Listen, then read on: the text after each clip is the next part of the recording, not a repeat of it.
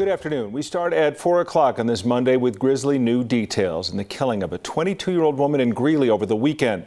Her family reported her missing from the smoothie store where she worked on Friday night. Hours later, officers found her body in her car. They've arrested a 24-year-old man. And 9 News reporter Cole Sullivan tells us how the family is remembering this young woman today. This Greeley smoothie shop is where Angie Vega shared her joy. Even simple little things, just you got this. Have a wonderful day. On every cup, she wrote a message of encouragement. She would get a lot of comments from people saying, you know, this is exactly the one I needed today. Now, in silent prayer, family and friends remember the 22-year-old here, the same place she spread verses of happiness. She loved me. That it was her handwriting in that cup that made people smile. Greeley police say a man attacked Angie inside the store as she prepared to close Friday night. They say he had a hatchet.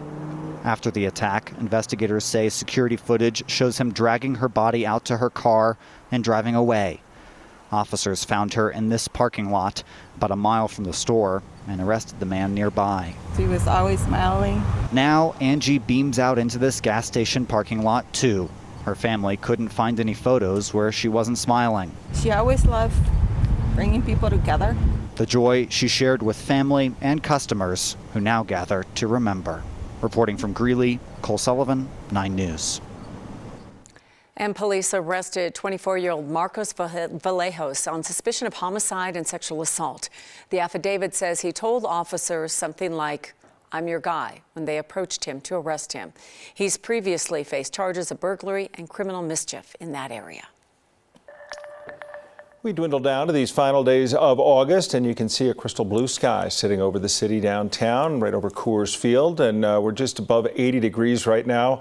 It's been a very nice Monday for people, despite the fact it is, in fact, a Monday, Kathy. Otherwise, pretty nice. Can't change that. That's true. You had to remind us of that. Well, we're almost done with it now. We're moving on. That's so true. It's so unusual, right? In August, typically we have the monsoon showers, then thunderstorms each and every afternoon. But today, the beautiful blue skies. And this is actually the beginning of a warm weather trend that will last through the rest of August into the first part of September. Outside we go right now. Winds are light. There's a little bit of haze you'll notice if you look off toward the west, and that's a bit of smoke coming in from wildfires burning outside of our state. Decent travel, I-25. No weather issues tonight. I-70 beautiful. A lot of green on the hillsides from all of the rain over the past week and a half. 85 currently in Denver. 94 in Pueblo. Colorado State Fair underway there. A toasty day in Pueblo for sure. 90 in Grand Junction. Mid-80s for Eagle, Breckenridge, and up in and around the Loveland area. We're watching humidity values kind of dwindle a bit. 15 to 20% in some cases. So with a lack of moisture in the mid layers of the atmosphere and a stable air mass here at the surface, can be hard pressed to get any of these thunderstorms going. And so water vapor imagery shows how limited the moisture is, even with a weak system that clipped northern Colorado, just a weak front that moved through. Any thunderstorms are showing up in southern Colorado right along the New Mexico line. Tracking toward the south, wind, lightning, not a lot of rain, and no severe thunderstorms across our state this afternoon. Mid-80s in downtown Denver. We will drop into the mid-70s by about 9 o'clock tonight. And in Maine weather, we're going to talk about the forecast for the last few days of August and look further out to next weekend, because Tom always asks me on a Monday, what about next weekend, Kathy? So Tom, I'll have that coming up. And it's Labor Day weekend. Yeah, it's going to be a nice long weekend for many people.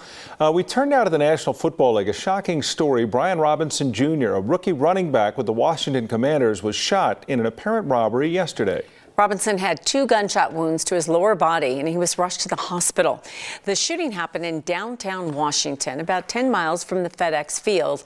2 suspects ran away, leaving a firearm behind. The Commanders' head football coach, Ron Rivera, visited Robinson in the hospital, and today the head coach called the shooting, quote, a national epidemic. This continues to be a nationwide epidemic. Gun violence. And I think, we really got to start getting to the point where we start talking about gun safety.